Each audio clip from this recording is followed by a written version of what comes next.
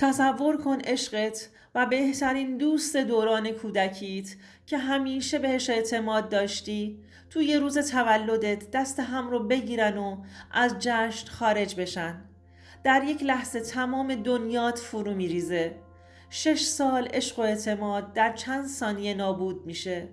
خیانتی که هیچ وقت انتظارشو نداشتی. زندگی تو برای همیشه تغییر میده. آماده ای بشنوید چی اتفاق افتاد؟ به کانال سایه های خیانت خوش اومدید. ما در اینجا سرگذشت واقعی افراد رو روایت می کنیم. افرادی که مدتها نتونستند اونها رو به زبون بیارند و این کانال به اونها امکان رو میده که تجربیات تلخ زندگی خودشون رو با شما در میون بذارند و ممنون از شما که با شنیدن سرگذشتشون ما رو همراهی میکنید. فرهانه هستم. ما 2 خواهر بودیم. حدوداً 3 سال تفاوت سنی داریم. من خواهر بزرگتر هستم. من و خواهرم خیلی به هم وابسته هستیم. تو تمام مهمونی ها و دور همی های خانوادگی یا دوستانه اگر من نمی رفتم اونم نمی رفت. اسم خواهرم فرزانه است. یه موقعهایی که فرزانه دلش نمیخواست تو دور همی ها شرکت کنه منم کنارش میموندم و تنهاش نمیذاشتم. پدر و مادرمون به ما خیلی علاقه‌مند بودند. خودشون با عشق کنار هم زندگی می‌کردند. تو کل فامیل از پدرم و علاقه‌ای که به همسرش داره حرف می‌زدند. منم همیشه دلم می‌خواست اگه یه موقعی کسی وارد زندگیم بشه مثل پدرم عاشق زنش باشه. پدرم خیلی مهربون و خوشقلب بود. من و فرزانه با پدرمون مثل یه دوست بودیم. اگر مشکلی یا کاری برامون پیش می اومد قبل از مادرمون با پدرمون مشورت می کردیم. اونم با کمال آرامش مثل یه پدر و یه دوست واقعی ما رو راهنمایی می کرد. من تازه وارد دانشگاه شده بودم. رشته طراحی لباس قبول شدم. اونقدر علاقه داشتم که این رشته رو قبول بشم با عشق به تحصیلم سر کلاس هم حاضر می شدم. بعد از پایان ترم اول وارد ترم دوم شده بودم. چند هفته ای بود که از ترم دومم گذشته بود که تو مسیر راه برگشت به خونه با پسری آشنا شدم. خیلی خوش هیکل و جذاب بود. اونقدر پسر سنگینی بود که با نگاه اول مجذوبش شدم. من منتظر ماشین وایستاده بودم که عرفان با ماشینش اومد و نرسیده به ایستگاه تاکسی پارک کرد. انگار منتظر کسی بود. خودشم از ماشین پیاده شده بود و به دیوار تکیه داده بود. اونقدر ازش خوشم اومده بود که نمیتونستم نگاهم رو ازش بگیرم. یه لحظه برگشت و دور و برش رو نگاه کرد که چشمش به من افتاد. همون لحظه نگاهمون به هم گره خورد.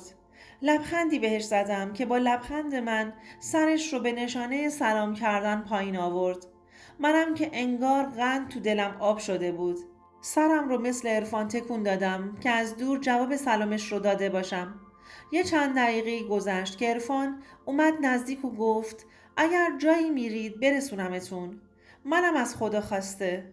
بهش گفتم بله، میخواستم برم سمت منزل ولی منتظر ماشین هستم، مزاحم شما نمیشم.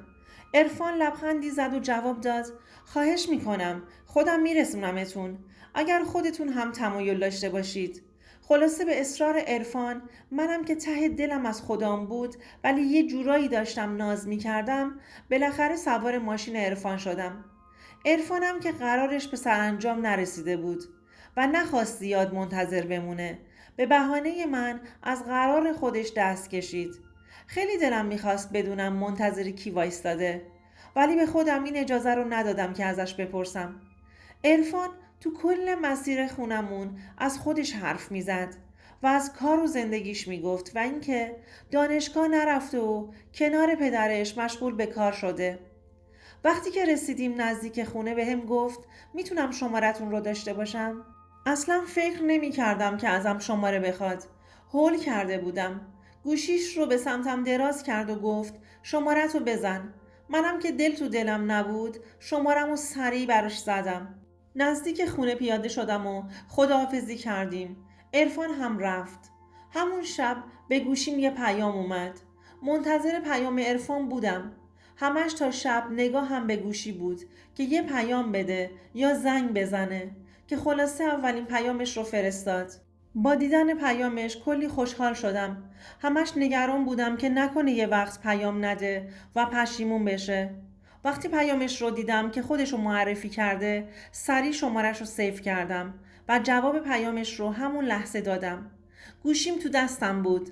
وقتی اونقدر سریع جواب رفت، برام استیکر خنده فرستاد و گفت گوشی انگار تو دستت بوده. منم از روی غرورم گفتم آره، آخه داشتم کلیپ نگاه می کردم. دوباره گفت باشه، منم باور کردم. دیگه از اون لحظه به بعد داستان من و عرفان شروع شد. ما با هم دوستیمون شکل گرفت و هر روز بیشتر از روز قبل عاشق هم می شدیم. من یه دوست دوران کودکی هم داشتم که اونم مثل فرزانه، مثل خواهرم بود برام. همه چیز زندگیم رو بهش می گفتم. اکثرا خونه ما بود و مامانم رو مامان صدا می زد. از دوستی من و عرفان 6 سال گذشت. ما با هم حتی رابطه هم داشتیم. بدون عرفان نفسم بالا نمی اومد. اگر روزی نمی دیدمش و یا صداش رو نمی شنیدم، نمی تونستم روزم رو شب کنم. عرفان هم همین احساس رو نسبت به من داشت. رفیقم مرجان تمام لحظات من و عرفان رو خبر داشت.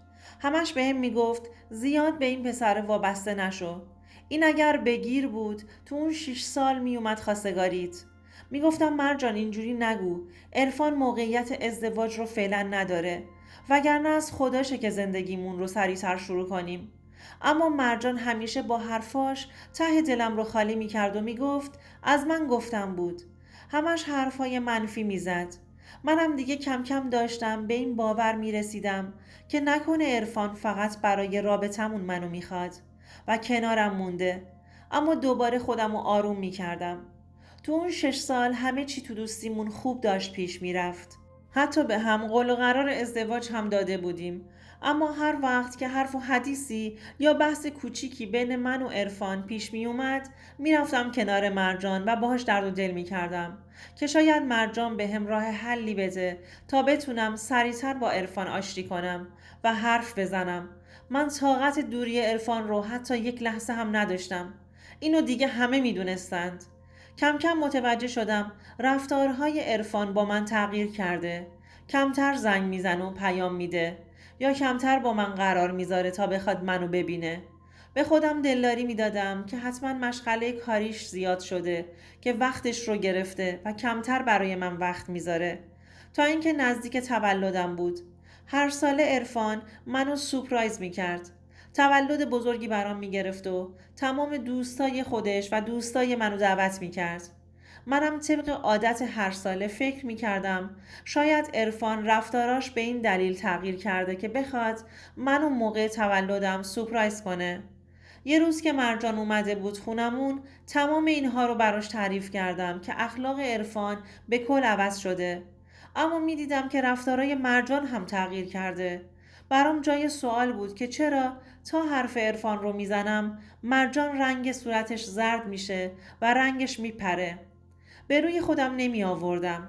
بازم پیش خودم گفتم از بس از عرفان برای مرجان حرف زدم، دیگه حوصلش سر رفته و واکنشش به این شکله. خلاصه روز تولدم رسید و عرفان طبق عادت هر ساله برام یه تولد بزرگی گرفت که همه دوستامون رو هم دعوت کرد. تولدم به بهترین شکل برگزار شد. خیلی خوشحال بودم. تو دلم میگفتم که خوشبخت‌ترین دختر روی زمینم که عرفان رو تو زندگیم دارم. کلی با هم رقصیدیم و کیک تولدم رو فوت کردم. بچه‌ها کادوهای تولدشون رو آوردن. هر کدوم که کادوها رو باز می‌کردم همه دست می‌زدن و خلاصه همه کلی شاد بودن.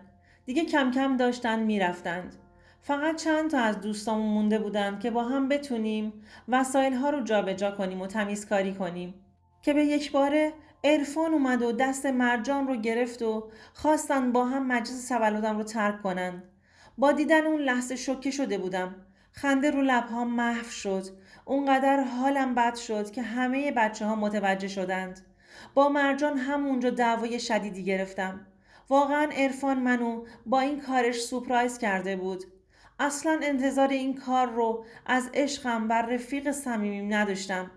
کسی که رفیق دوران کودکیم بود و الان داشت دست عشق منو میگرفت. اونا از کی داشتن به من خیانت میکردند که من متوجه نشده بودم. دنیا جلوی چشام تیره و تار شده بود. انتظار این کار رو از عرفان نداشتم. چطور تونسته بود؟ بعد از 6 سال عشق و محبتی که بهش دادم و 6 سال رابطمون با دوست صمیمیم بهم خیانت کنه. چطور همه چی رو فراموش کرده بود و به همه چی پشت پا زده بود. داشتم دیوونه می شدم که دوستام دورم کردن و همون لحظه عرفان و مرجان هم از مجلس خارج شدن. نشستم روی زمین و فقط گریه می کردم. فریاد می زدم. دلم می خواست بمیرم. بعد از اون شب تا شبهای بعدی چند ماه گذشت. هر بار که مرجان رو تو خیابون می دیدم ازش راهم رو دور می کردم. جوری رفتار می کردم که انگار توی عمرم این آدم رو ندیدم و نمیشناسم. دیگه دوستای منم هیچ کدوم باهاشون ارتباط نداشتن و ارتباطشون رو با این 2 نفر قطع کرده بودن. همه از نامردی و خیانتی که در حقم شده بود ناراحت بودند. حالم اصلا خوب نبود. هم عشق چندین سالم رفته بود، هم دوست دوران کودکیم. دیگه به این باور رسیده بودم که اونا با هم هستند. عشقم به نفرت تبدیل شده بود. از نظر روحی ضربه شدیدی خورده بودم. از اون قضیه الان 2 ساله که میگذره و من دیگه حتی نتونستم تو زندگیم به کسی دیگه ای اعتماد کنم. دوستان عزیزم، اگر شما هم به این نوع سبک از محتواها علاقه‌مند هستید، این ویدیو برای تو هستش. لطفاً برای دیدن ویدیوهای بیشتر ما رو سابسکرایب کنید و ممنون که تا انتهای این ویدیو با ما همراه بودید.